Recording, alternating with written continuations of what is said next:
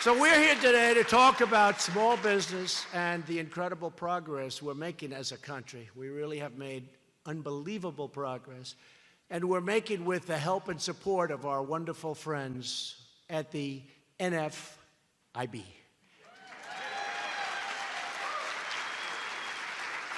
And you've heard these numbers, and if I would have said these numbers during the campaign, the fake news would have said, this is the most ridiculous. I wouldn't have said these numbers. I would have said half. Who would have known?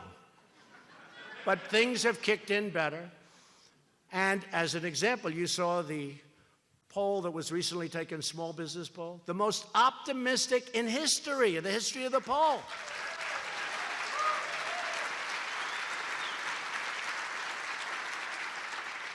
That's why I figured that probably this would be a friendly crowd. But nobody would have believed these numbers if I said them during the campaign. We have created more than 3.4 million new jobs since Election Day. 3.4 million. Think of what that means. And by the way, we do need people coming through the border. We do need people. And again, we want people, you know, I have a lot of companies moving in, big companies. You look at Foxconn in Wisconsin, they're coming in. They need thousands and thousands of people. Chrysler is moving from Mexico back into Michigan. Many car companies are coming back into our country. Many companies are coming back. They're coming back from where they went. Now they're coming back because of all of the things we've done with regulations, with tax cutting. But we need people to take care. We have the lowest unemployment rate, 3.8%. We need people. So we want people to come in, but they have to be people that can help us and can help these companies fulfill what they want to fulfill.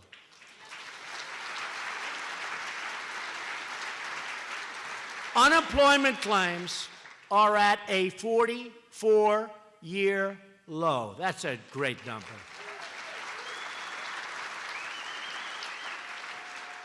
Maybe the one that makes me happiest is this. Because I remember I'd go around, I'd say, what do you have to lose? Vote for me. The Democrats have always been with you.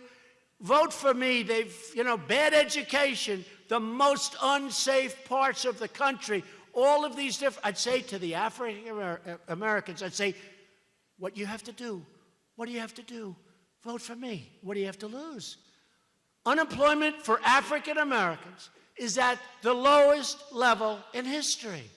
It's like, what do you have to lose? I would go around and talk, and some people would say, don't say that, it's not nice. I'd say, look, it's true. So badly treated, and now the lowest level of unemployment in history for African Americans, and for Hispanic, the lowest level of unemployment in history. And for women, the lowest level of unemployment in 21 years. Soon it will be history.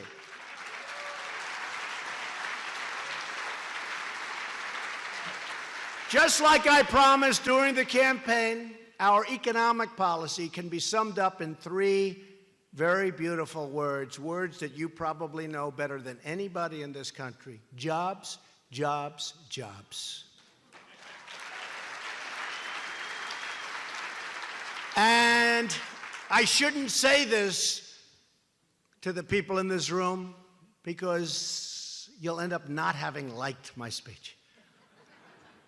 But wages for working people are finally, after 22 years, rising again in our country. I'm sorry to do that.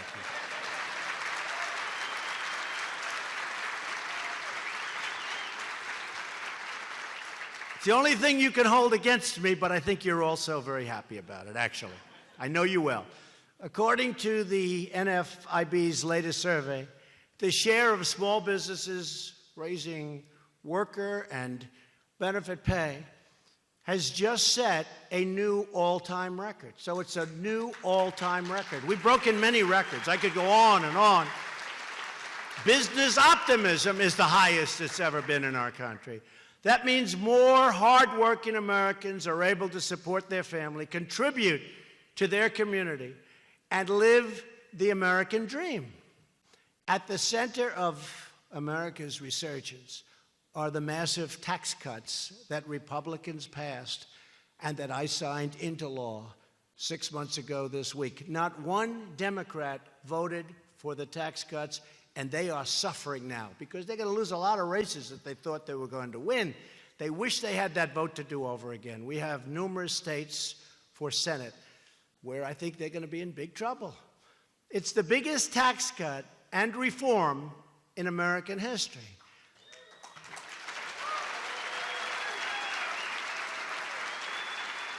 And you know the story. Not since Ronald Reagan have they done any major tax cutting. And they've wanted to many, many times. I tell this story all the time. I said, I don't understand it. Cutting taxes should not be hard to sell, right?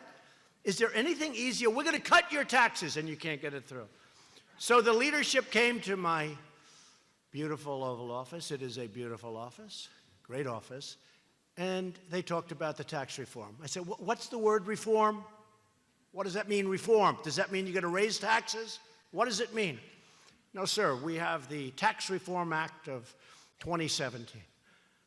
I said, no, I don't want to go reform. Nobody knows what reform means. Then I looked back at all of the times they tried to pass tax cuts.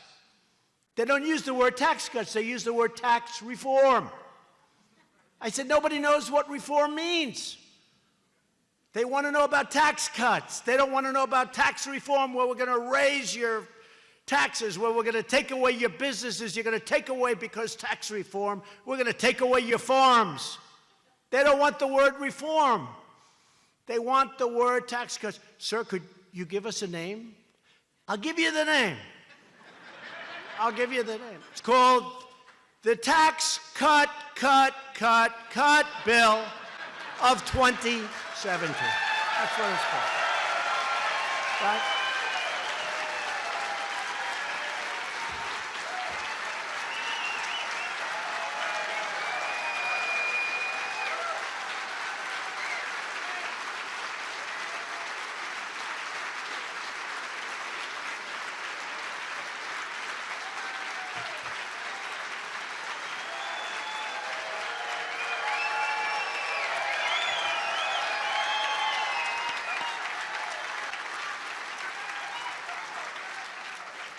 That's a true story, right, Steve? That's such a true story. But even I thought that it was maybe a little bit hokey with all the cuts, so we just go tax cut bill. Got rid of some of the cuts. They got the word. And we got it passed. But think of it, not one Democrat vote. At the heart of our plan is tremendous relief for working families and small businesses. A typical family of four earning $75,000 a year will see an income tax cut of more than $2,000, in some cases much more than that, slashing their tax bill in half and more.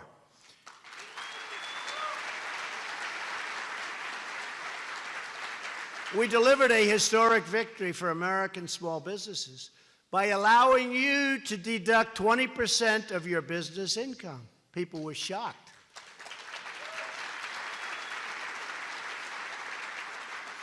Capital investment is soaring on small businesses and big businesses because you can now immediately deduct. This, to me, is the greatest of them all. Every single penny spent on new capital equipment. 1 year, boom, deduction.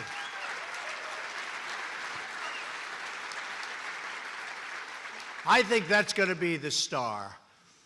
As you know, we're also bringing back trillions of dollars from offshore that we couldn't bring back. Companies were unable to do it from a tax standpoint, the amount they had to pay, and almost more importantly, it was just very hard to do.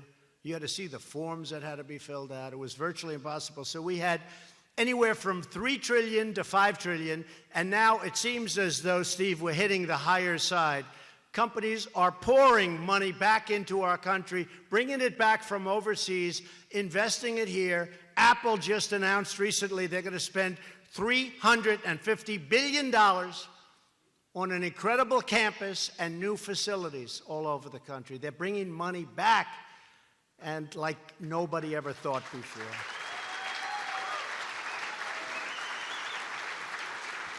And you've heard me say, when they said 350 billion, I said, you mean 350 million? Because 350 million builds a nice plant. I know how to build under budget and ahead of schedule. I can build a beautiful plant for a lot less than 350 million. So when I heard billion, I said, no, you mean 350 million, right? They said, no. Think of what that is.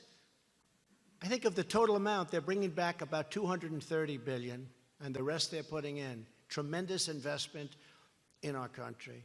And ExxonMobil is doing the same thing, and so many other countries are doing the same thing, different numbers. It's incredible what's happened. I still say, however, expensing, 1 year, expensing will be the star of what we're doing. We exempted more small business owners from the alternative minimum tax, which you know very well was an enormous waste of your precious time and your very hard-earned money. That was a disastrous tax. And from now on, most small business owners will be spared from the deeply unfair estate tax that I talked about. And I'm so proud of that, because you're all keeping your businesses. The family, the farms, you're keeping your businesses. As a result of all of these taxes and all of these tax cuts, American businesses now are on a level playing field with your competitors from other countries who have so many advantages, including subsidy by governments. You see what's happening with China. We have no choice. This should have been done many years ago. We have no choice. China has been taking out $500 billion a year out of our country and rebuilding China.